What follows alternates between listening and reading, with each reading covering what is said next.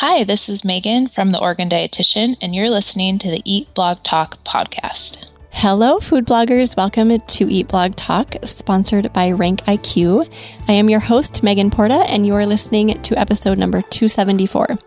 Today, Megan and I are going to have a chat about her journey and how she got into freelancing and finding ways to monetize before getting into an ad network. Megan is a toddler mom, full-time dietitian, food blogger, and food photographer. After getting really serious with her food blog, she was able to triple her blog's traffic in the last year. But with Mediavine's new 50K session requirement, she found she was still not quite there. So Megan decided that instead of waiting around to qualify for Mediavine, she'd take things into her own hands by starting a freelance photography business. Food photography has been her favorite part of food blogging, so she leaned into that and began freelancing. Megan, your story is inspiring. I'm so excited to learn from you and hear your story and about your journey. But first, we want to hear your fun fact. Oh, okay. Well, I actually have two. So I not only have a bachelor's in nutrition and dietetics, but I also have a bachelor's degree in exercise and sports science as well. And then if that's not as exciting, I also don't own a hairbrush. Oh my gosh, that is super funny. So do you have a comb? What do you use? No. I didn't realize that this was like a weird fact until I had my toddler and I went to brush her hair because it was so tangled and I didn't have anything. Oh my goodness. I think that is hilarious. Do you have long hair? I do. Yeah. So you just let it dry, let it flow. Yeah. So I kind of just comb it with my fingers when I blow dry it and it stays. It doesn't get tangled. You're low maintenance, Megan. I love it. I actually found out that not combing my children's hair was kind of a weird thing that I do. Someone asked me, my boys have just really thick, kind of wild hair. Somebody asked me the other day if how often they comb their hair. And I was like, I have never combed their hair. I do exactly what you just said. I take my fingers and I run it through their hair, and they've kind of learned to do the same. Although someone found a brush. I found a brush in our drawer that my oldest son is not secretly, but he pulled it out. I was like, oh, you use a brush. Love those fun facts. Those are awesome. And I think you're the first Megan on the podcast. I know I've had a Megan, but I don't think there's been another Megan. So there's my fun fact right back at you. Oh, that's exciting. So glad to have you here. And your journey is incredibly inspiring. Just reading through your bio is really inspiring. So would you like to start, Megan, by just talking about maybe some struggles that you came to that caused you to figure out how to balance everything? How did that all play out for you? Yeah. So, my bio kind of stated, I have a full-time job as a clinical dietitian. And I started food blogging 3 years ago. And that just got to the point where I just have not enough time in the day. And it just got really overwhelming. And so I, kind of just got to a point where, my toddler, she naps less now. It's I have less time in the day. And it just got kind of frustrating because, I was I need my full-time job to pay my mortgage. But I also have this goal where I really want to be able to just rely solely on my website and my blog to make money. And so it just came to a point where I knew I had to change something because it was just so overwhelming and frustrating for me. And you want to be a good mom and you want to be a good wife, but you also want this job and career. And it just gets to the point where it's just too much. Something has got to give, right? I think we all get to that point where we realize we can't do it all. Even though we think we can in the beginning, we feel strong and capable and smart and determined and all of that. So I think that's almost like an adrenaline push that keeps us going for a while. And then we get to that point where we're like, oh, wait a second, I can't do all of this. Something's got to give. You wanted to monetize through ads, but you realized that you couldn't wait around for that forever. So how did you kind of manage that? Yeah. So last year around August, I started getting super serious. So I've been blogging for 3 years, but I started getting like super serious and, decided I need to learn SEO and I need to get better at photography and I need to like learn how to structure my blog posts to like, make Google happy. And so that's when I kind of decided like after I had my daughter, my job got to be more of a burden than a blessing. And not that it's not a blessing, but it just got to the point where I was like, I really want this to work because I want to be home with her. And so I decided to try for ads basically. But I was at, I think in August, I was maybe at like 8,000 sessions a month. That just like wasn't even close. And then Mediavine, upped their thing. So it was like, like a never ending, I'm chasing this goal that seems to be changing on me. So that's basically what I wanted to do was, and I think that's a lot of people's goal is to get on Mediavine and get on ads. And, we all have our reasons for it, but that was mine is so I can, be home with my daughter. I know. I felt so bad for people who were striving for that 25K and then they changed it. And I understand there's reasons behind it, but my heart felt so heavy for people who saw that carrot and then like the carrot moved quite a bit. So I felt for you. So how did you deal with that? I mean, that had to be kind of an emotional struggle, I imagine. It was, but I wasn't super close either. So it still felt like pretty far away. But yeah, it was like, okay, like I don't know. I maybe should have been a little more discouraged, but it kind of motivated me even more. Like I have a long way to go and I know I want to get there. And I don't have like all the time in the world to do it. So let's just start pushing really hard. And that's kind of, it actually helped motivate me a little bit more, I think. Good for you. You took the focus off of the struggle or the frustration and you rerouted and figured out what you needed to do to monetize in other ways. And photography was one of your strengths, right? So that's why you leaned into that. So how did you go about all of that? Oh, so yeah. So I was actually listening to this podcast and it was Kylie from Barley and Sage talking about how you shouldn't work for free. And I remember listening to that podcast and she was saying she was, a full-time recipe developer and food photographer with her blog as well. And it just like something clicked for me. And it just made me realize like how much I really like photography and how, that is one thing that I love about food blogging. And I was like, well, if she can do that, I can do that too.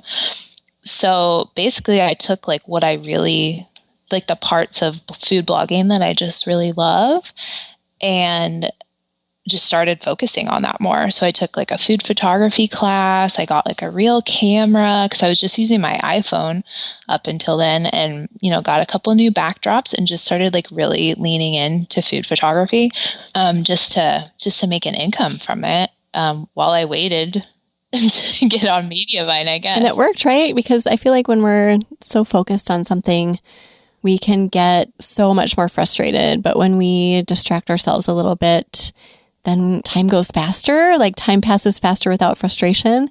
So did that work for you? Did you find that you were less frustrated and more inspired by your photography? Oh yeah, 100%. Like it gave me something that I was like working towards that I knew was attainable because I was setting that goal. Like Mediavine wasn't saying like you need to hit this goal.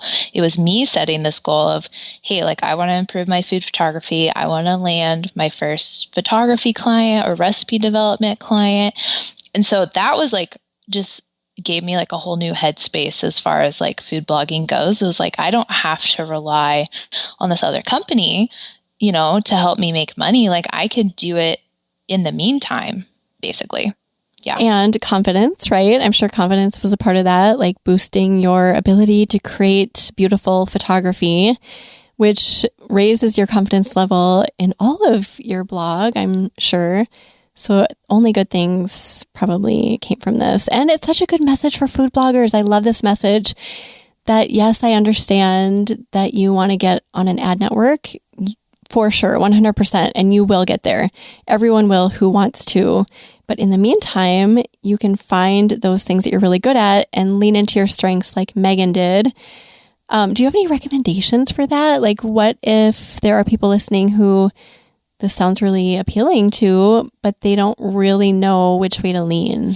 I think it's just a good idea to like sit down and like maybe just take like a week, and while you're working on your food blog, just like think about what you really enjoy and like what fills your cup and what drains it. So for me, food photography is like I go to bed looking at my food photos because I'm so proud of them. Like I love them. I like to show people them. Like they just like, I don't know, fill my cup, I guess. They give me energy and they light me up.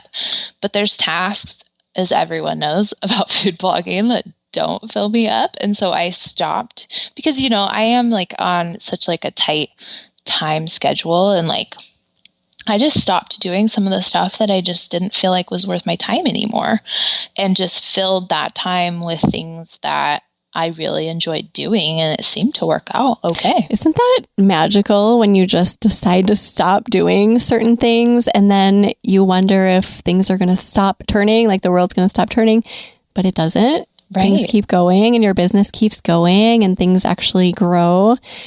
I love that. So what things did you kind of let die off?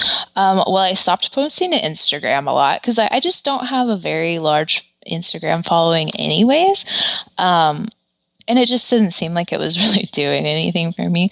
So I stopped posting so much to there. I actually stopped posting as many blog posts, which sounds kind of counterintuitive, but it hasn't done anything bad for me. Yeah. So, I mean, the world, I just kind of let my editorial calendar kind of get a little chaotic because I hadn't been meeting those deadlines that I had set for myself for blog posts. And I mean, at the end of the day, like nobody knew that I didn't meet those. Like nobody noticed that I didn't post once a week for like a month. Like, and that's the great thing about food blogging. You're the boss. You are in charge of your business. So if you decide that you need to cut back on posting, then you can do that. And nobody has to even know about it. No, I think I just like emailed my subscribers old posts that were seasonal. And it was like, fine. No one knows, like no one's like, refreshing their email, waiting for your email in the morning. So I think we get it in our heads that people are going to notice that. Well, first of all, know what our plan is. Like they have insights into our editorial calendar, which they don't, and that they're going to call us out in some way, but that in fact does not happen. I've heard so many food bloggers say the same story where they just decided to stop doing something and the world kept turning, things kept growing, nothing really stopped growing at all. How did you land your first photography clients? I always love hearing how people get into that. Oh, sure. Well, actually, so I just saw like she had posted something on Facebook. She's not even a food blogger. She, but she was looking for someone to help her develop a few recipes for an ebook. And there were like so many people replying to her Facebook thread. And I was like, I'll just like put my name out there, just like, drop my little portfolio. And a couple weeks went by. I didn't hear anything. And then she messaged me on Facebook and was like, hey, I've been like stalking you on Instagram and your website. And I love your photos. And I love that you're a dietitian. And she's like, I just, I was hoping you could do this for me. And I was like, okay. And that's just like, it was just kind of random, like in one of like the Facebook groups. Hey everyone, real quick, I want to take a moment just to tell you a little bit about Clarity, a powerful tool that allows you to organize, optimize, and update your blog content for maximum growth. Using Clarity, you can create projects to help you optimize and refresh old content on your site. Say you want to go into your old posts and add some internal links to keep readers on your site. You can figure out which of your posts don't already have internal links, assign those posts to a campaign so you know which posts need to be updated. Then you can track your work as you update those posts all within the Clarity app. Clarity users have direct insights that will help them identify which posts to update, figure out what they should be updating and adding to those posts, and understand the impact their updates have with a direct integration into their Google Analytics accounts. If you're interested in learning more and potentially becoming an early adopter of Clarity, you can go to Clarity, that's spelled with an I, so clariti.com/Eat Blog Talk to sign up for the waiting list and take advantage of their $25 a month forever plan. Go to clarity.com/Eat Blog Talk, or you can check out the resources page on eatblogtalk.com/resources. So then where did it go from there? So you got that client, which is amazing. I love that it kind of transpired that way. And then did you start looking for more, or did they fall into your lap? Yeah. So I'm pretty new to freelancing, so I haven't had a lot of clients yet. But one thing that I have been doing is going to like local like bakeries or things like that, and buying their products and then doing like little mini shoots and sending them to them, like, and saying, hey, like, this is what I did with your product. Like, would love to chat with you about doing a like real shoot. And then, at the end of the conversation, even if they say like, hey, like, no thanks, like, I'll still just like give them one of the photos for free for like their Instagram. And they just are like so happy with that. And so it's a great way to like build a relationship with a brand, especially if, you are interested in working with them in the future. And like, sometimes things just don't work out right away, but they keep you in mind. They remember that stuff. Oh my gosh, there's so many lessons there. So you just like took this into your own hands. You knew you loved photography. You wanted to monetize. So going into bakeries is brilliant because it's not a restaurant where someone has to prepare the food for you perfectly. You can already get their perfectly created cupcakes or whatever and take it home and just shoot it there. I think that is so brilliant. And then, like the other message is giving people free value, which is going to lead to potential relationships. So it's not a guarantee, but they will have you in mind because they'll be like, hey, remember Megan? She came in and grabbed our Black Forest cake and took a picture of it, and they have an awesome image now to use on social media. So doing that sort of thing takes such little time, but it can reap huge rewards later. Yeah, it totally can. Like, they remember that stuff. And I mean, I think it's important to remember that they are people on the other side of brands, and they actually do really care. Like, they want value from you, and obviously like you need to give that to them. But I mean, some of the value just comes from being nice and just, being courteous and like telling them how much you love their brand. I mean, they love that. Just being nice. I feel like there's so much in those three words, like just be nice can get you so far. I'm curious about your foray into monetizing through photography while you're waiting for ad networks. How did this improve your photography and your blogging overall?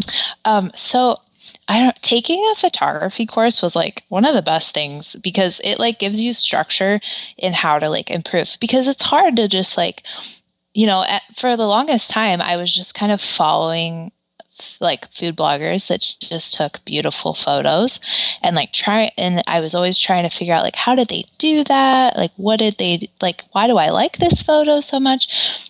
The food photography course was like a game changer because it tells you like how to do that. It was so like improving that, like it just improved the photos on my website. And then that in turn like makes things, better Pinterest traffic, better Facebook group traffic, more backlinks from roundups because people want to use pretty, beautiful photos on their roundups because it makes them look good.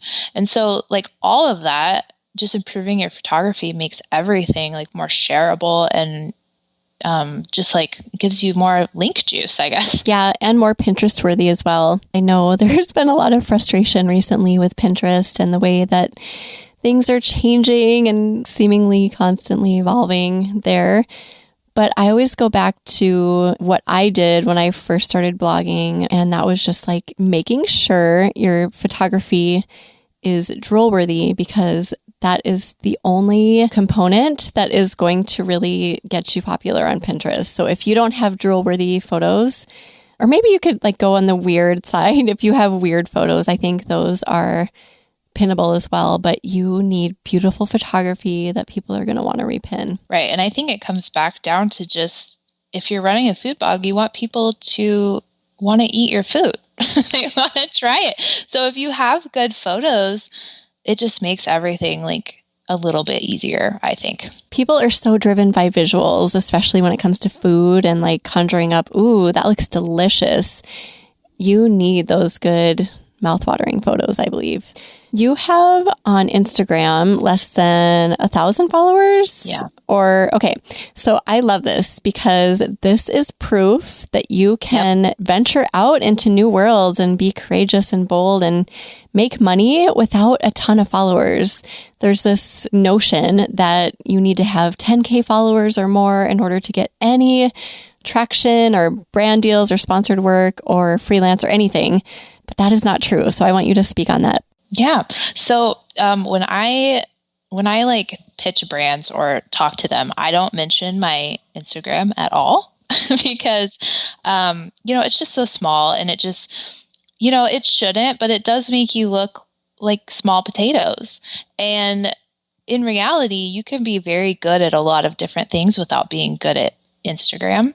And I think that just by leaving Instagram, like your Instagram following out of the equation, it like helps highlight what you are good at, because I feel like brands are very quick to like look at your Instagram following and dismiss you. So what I do is I pitch myself as just a freelance photographer. So, I pitch them like, hey, like I take beautiful photos, do you want me to do that for you? There's nothing about my social, like sharing it on my social following, or, sometimes I'll say like, hey, like I have, we can do a sponsored post if you want. This is how many sessions I get a month to my site.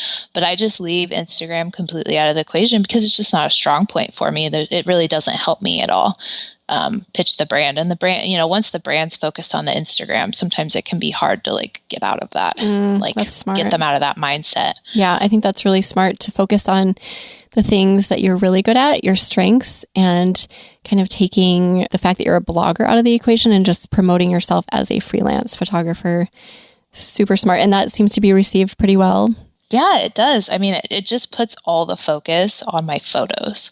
It doesn't put any focus on anything else, which just like, I mean, if you keep the focus on what you're trying to sell anyways, that's like better, you're more likely to get a deal anyways. We are all wondering, are you close to your ad network requirements, or are you still striving for that? Oh my gosh. So this is exciting. I actually applied to Monetize last week. I know. So it's funny, once I started doing the photography and just like putting my focus like where it needed to be, I like I went from like 35K to 50K in like 3 weeks. Oh my gosh.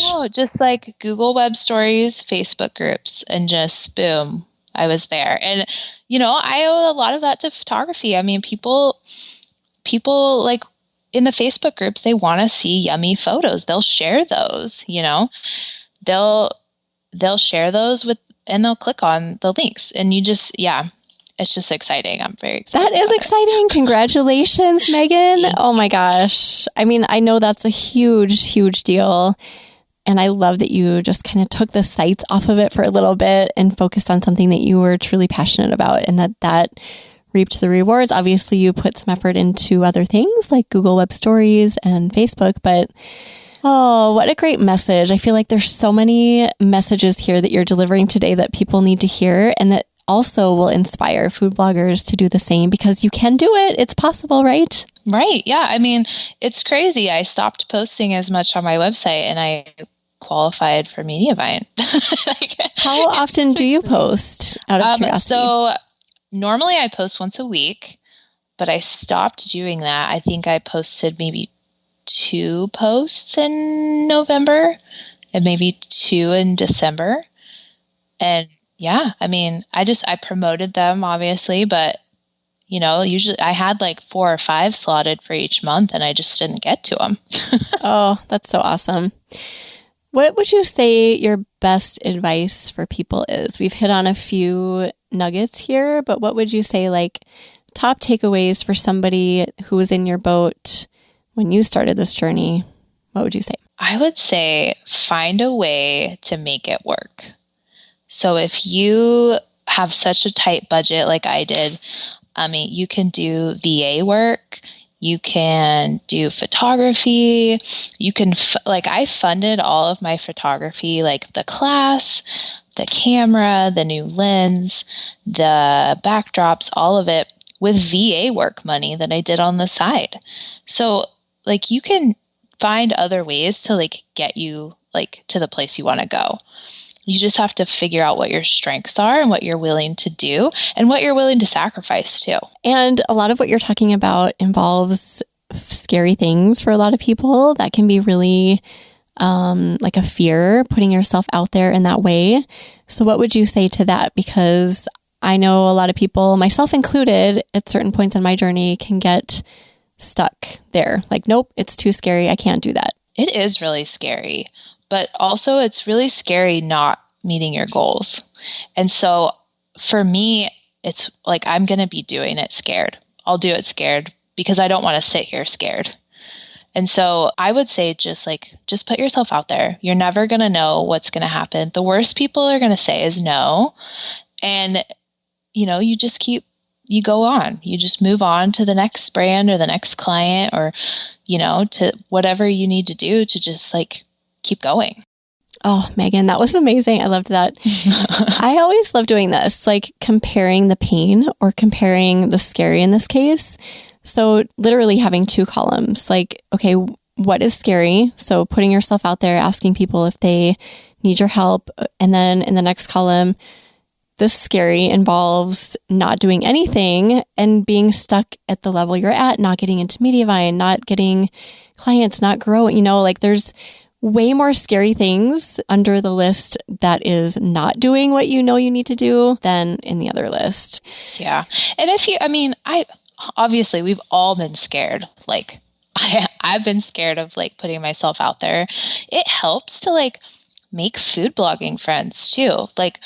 I joined a mastermind a year ago and I would not be here without those girls. They are just my support system. We all have those people in our lives that just don't get it, but are supportive. And it's so powerful to have someone who totally gets exactly what you're going through and can just encourage you in a way that nobody else can. Oh yes, that's such a big piece of it as well. I feel super strongly about that too. And we can feel really lonely, right? In our normal everyday lives, when we try to talk about our job, it almost is we feel demeaned a little bit. Oh, how's your blog doing? And it's no, you don't understand. This is a thriving business. So to have that support with people who actually are in the trenches with us is so vital. It's the foundation, I feel for everything. Yeah, it totally is. I wouldn't be doing as near good at SEO. I wouldn't have started doing recipe videos. I just wouldn't have done any of it. I feel or it would have taken me a lot longer to get to that point where I'm yeah, I should probably do that if it wasn't for the mastermind group. It's so nice just to be able to bounce ideas off friends. And even through the food photography course that I took, I've made friends through there too. And so it's really nice to have people in my life who totally get food photography to a point where it's hey, maybe you should try styling it this way, or hey, maybe you should try editing it with a little bit of this or something. It's just nice to have those people who know exactly what you're doing and can help you. Yes, love that you brought that up. So anyone listening that is wondering how they get started, anything additionally that we haven't covered, is there anything that you want to leave them with? If you want to get started on food photography, I would recommend just taking a course. The food photography course, I think they even have an iPhone photography. So if you don't have the budget for a camera right now, you can still take a photography course that's all about your iPhone. You just have to start. You don't need very much to start out with, and you can see a big improvement by just a few small changes that don't cost a lot of money. Which course did you take, and do you have some recommendations for what others can take? Yeah, I took the the photography course. She also has like the iPhone photography course. I would recommend that. It's very comprehensive because she goes through like composition and lighting and camera settings and all that. So if you do have like a new camera that you don't know how to use, that's like a great one to start with too. But then she also goes through like marketing and how to price yourself and like social media. So it's just very like comprehensive, I think, for what, like, it has a lot of value in that course. And that's the one I took. Well, what an inspiring story, Megan. And again, congrats on getting into Mediavine, and just thank you for sharing all of this about your journey. For people looking to get into freelancing or take their sights off of the ad networks for a little bit so that they can feel a little bit more balanced and not frazzled. So thank you for sharing all of this today. Oh, of course. Yeah, this was super fun. You guys should go look at Megan's account on Instagram because I love your photography. It is so good. Oh, thank you. Every time I see a photo pop up, I'm like, ooh, it's just, you've got this feel. Like you definitely have a style that has a feel associated with it. And it's really hard to explain in words, but if you see it, you know exactly what I'm talking about. Oh, thank you. So while we're on that topic, why don't you just tell everyone where they can find you on your blog and on Instagram? Yeah, so my website is theoregondietician.com. And you guys can find my portfolio at theoregondietician.com/portfolio. And then I usually am more on Instagram than anything. So the Oregon Dietitian blog at awesome. Instagram. Yeah. Yes, go check Megan out. And we are all wondering, Megan, do you have any favorite quotes or words of inspiration to leave us with? I do. I don't know who said it, but I've like kind of lived my whole life with this mantra is keep moving forward. I feel like I wouldn't be where I am if I had given up when things got hard or scary or challenging or pricey. Like, just keep moving forward and you will get there. Even with the small things, right? It doesn't have to be the big things, just little teeny steps. Right. It could be day to day. It could be like life goals. Just keep going. Oh, I love that. Thank you for sharing that. We will put together a show notes page for you, and you can find those at eatblogtalk.com/The Oregon Dietitian. So go peek at those if you would like. And we already shared your social media and all of that. So thanks again, Megan, for being here and sharing all this value. And thank you for listening, food bloggers. I will see you in the next episode. We're glad you could join us on this episode of Eat Blog Talk. For more resources based on today's discussion, as well as show notes and an opportunity to be on a future episode of the show, be sure to head to eatblogtalk.com. If you feel that hunger for information, we'll be here to feed you on Eat Blog Talk.